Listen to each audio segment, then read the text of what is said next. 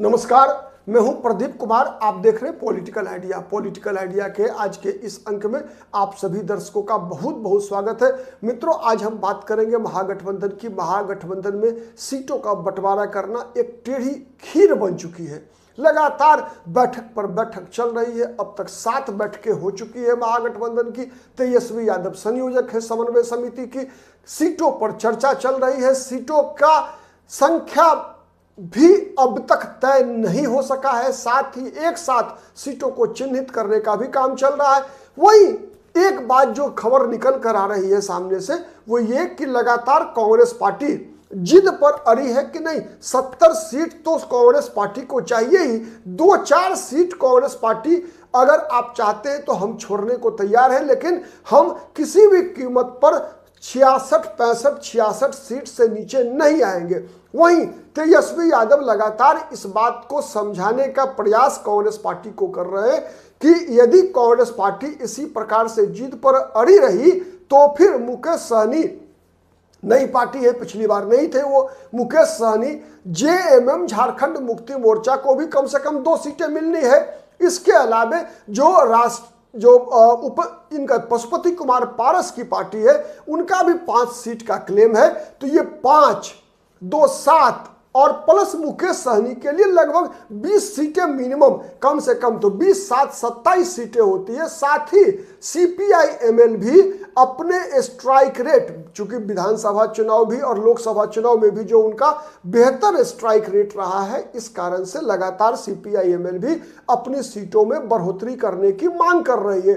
तो 27 प्लस कम से कम ऐसी चर्चा चल रही है कि 5 सीटें कम से कम सीपीआई-एमएल का दावा बनता है कि उनको बढ़ाना चाहिए। तो 27, 5, 32 सीटें, तो अतिरिक्त 32 सीटें चाहिए आरजेडी को। और ये 32 सीटें निकालेगी कहां से? चूंकि सीपीआई-एमएल को तो बढ़ाने की बात हो रही है, तो सीपीआई-एमएल से निकलेगी नहीं। सीपीआई और सीपीएम को पिछली बार मात्र 5-5 सीटें दी गई थी, जिसमें से 2-2 सीटें पर इनके उम्मीदवार जीत कर आए चुनाव।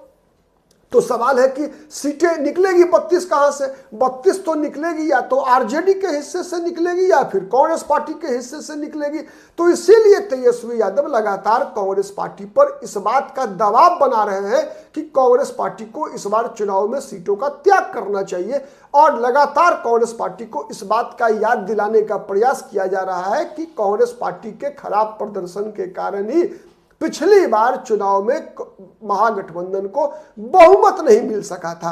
वहीं कांग्रेस के जो प्रतिनिधि हैं, जो समन्वय समिति में, वो लगातार ये तर्क दे रहे हैं, तथ्यों के साथ तर्क दे रहे हैं कि कांग्रेस पार्टी को उन सीटों को कांग्रेस के मत्थे थोप दिया था आरजेडी ने, जहां पर कि आरजेडी स्वयं 4-5 चुनाव से कभी चुनाव जीत नहीं सकी।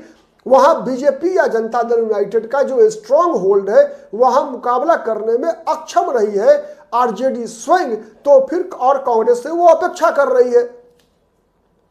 तो इसीलिए इस बार वो सीटें भी आरजेडी खुद लड़के देखे, ऐसी चुनौती कांग्रेस पार्टी के लोग भी कहीं ना कहीं आरजेडी को इशारों में लगातार देते आ रहे हैं। अब उसका समाधान क्या निकलता है, ये देखने वाली चीज होगी।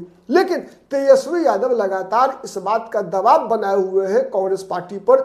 बिहार ही नहीं बल्कि केंद्रीय नेताओं को भी लगातार समझने और समझाने का प्रयास किया जा रहा है। आपने देखा विगत सप्ताह ही जब पटना में एक और जब राहुल गांधी माने वोटर अधिकार यात्रा के समापन के अवसर पर पटना में पदयात्रा कर रहे थे, उन्हीं दिनों राहुल गांधी ने कांग्रेस पार्टी के बड़े नेता दिग्विजय सिंह को बुलावा भेजा।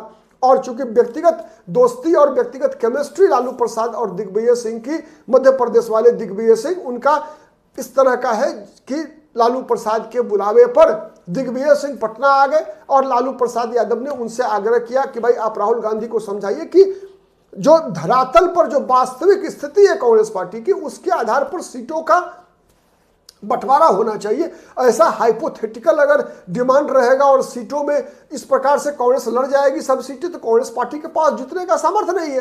ठीक है, तो लेकिन कहावत है कि कई बार कुछ चीजें चुनाव के मैदान में ही साबित की जा सकती है, कुछ चीजें तर्कों और तथ्यों से परे भी होती है। ठीक है, तो इसलिए अब तक उस पर कांग्रेस पार्टी ने कोई हामी नहीं भरा है और इसी कारण से मुझे लगता है सीटों का मामला है। साथ ही मुख्यमंत्री पद की उम्मीदवारी के मामले में भी आपने देखा है जिस प्रकार से राहुल गांधी ने जब सवाल किया गया तेजस्वी यादव के मुख्यमंत्री पद की उम्मीदवारी पर तो कितनी चालाकी से उस मुद्दे को राहुल गांधी ने घुमा दिया। ठीक है, तो ये सब कई चीजें हैं जिस कारण से लगता है कि आंतरिक जो समन्वय है उसको थोड़ा सा और उसमें विश्वास का पूट डालने की आवश्यकता है आरजेडी और कांग्रेस पार्टी के बीच। वास्तविकता के धरातल पर आकर जब तक ये दोनों दल गठबंधन करने को, सीटों की संख्या को तय करने के लिए चर्चा नहीं करेंगे तब तक कोई हल नहीं निकलेगा। लेकिन वर्तमान परिस्थिति यही है कि जो सूत्र बताते हैं उनके अनुसार कहा कांग्रेस पार्टी पर यह दबाव बनाया जा रहा है कि ये जो 32 सीटें हैं उसके लिए 2/3 सीट कांग्रेस पार्टी छोड़े और 1/3 सीट आरजेडी छोड़ने की बात कर रही है कि 144 आरजेडी लड़ी थी तो 144 में 10 सीट जो है वो आरजेडी 134 पे आरजेडी लड़ ले, 10-11 सीट आरजेडी छोड़ दे और 21 सीट जो है वो कांग्रेस पार्टी कम करे। मतलब 70 लड़ी थी पिछली बार, इस बार 48-49 सीटें, मैक्सिमम 50 सीट जो है कांग्रेस पार्टी लड़े। लेकिन अब तक की जो स्थिति है उसके अनुसार कांग्रेस पार्टी इस बात को मानने के लिए तैयार नहीं है। ठीक है, वहीं दूसरी तरफ तेजस्वी यादव के लिए समस्या है कि तेजस्वी यादव मुकेश सहनी को कैसे एक तो सबसे पहले चाहिए कि 20 सीट पे मुकेश सहनी मानेंगे नहीं मानेंगे, ये एक बड़ा सवाल है। लेकिन खैर मुकेश सहनी को मान लिए तेजस्वी यादव अपने स्तर से मनाते भी है। डिप्टी सीएम का एक मतलब जिस प्रकार से मामला चल रहा है, मुकेश सहनी ने कहा भी है कि सीट हमारे लिए द्वितीय प्राथमिकता होगा, सबसे पहली प्राथमिकता होगी कि हमें डिप्टी सीएम पहले घोषित किया जाए। क्योंकि मुकेश सहनी को लगता है कि यदि उनको डिप्टी सीएम घोषित नहीं किया गया, उम्मीदवार नहीं बनाया गया, तो जिन वोटर्स को, जिन निषाद समाज को वो टारगेट कर रहे हैं, लगातार वो वोटर लगभग 20-25 साल से बीजेपी के साथ रहा है, उस सहनी समाज का, निषाद समाज का प्रायः हिंदूकरण हो चुका है या फिर यादव विरोधी राजनीति का केंद्र में रहा है, यादव मुस्लिम विरोधी राजनीति के केंद्र में रहा है सहनी समाज। तो इसीलिए तर्क है मुकेश सहनी का कि आप पहले हमको डिप्टी सीएम का उम्मीदवार बनाइए, सीटों में हम कंप्रोमाइज करने को तैयार है। पहले मुकेश सहनी ने कहा, हमने भी आपको बताया था, इस पर वीडियो भी बनाया था हमने। ठीक है, तो ये वास्तविक परिस्थिति है।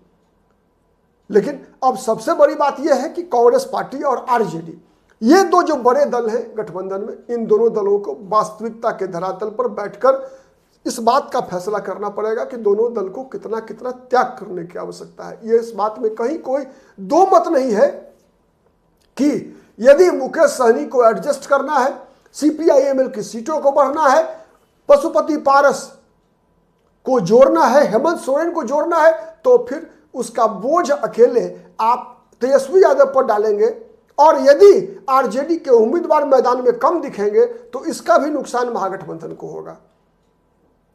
इसका भी नुकसान महागठबंधन को होगा यदि आरजेडी के उम्मीदवारों की संख्या कम रहेगी तो इसीलिए आने वाले दिन में सबको दिखेगा। 15 सितंबर तक वैसे महागठबंधन के नेताओं ने, मुकेश सहनी ने भी घोषणा किया है, दीपांकर भट्टाचार्य ने भी 40 सीटों की सूची सौंप दी है तेजस्वी यादव को। तो आने वाले दिनों में, अब तो एक सप्ताह का समय है, पता चलेगा कौन पार्टी कितनी सीटों पे लड़ेगी। हमारी नजर हर खबर पे बनी हुई रहेगी, आपके साथ हर खबर पर अपनी नजरों से आपके समक्ष विश्लेषण प्रस्तुत करते रहेंगे। आप भी अपना कमेंट निश्चित कमेंट बॉक्स में आकर कीजिए। वीडियो पसंद आता है तो लाइक कीजिए, शेयर कीजिए, जिससे कि हमारी बातें अधिक से अधिक लोगों तक पहुंच सके।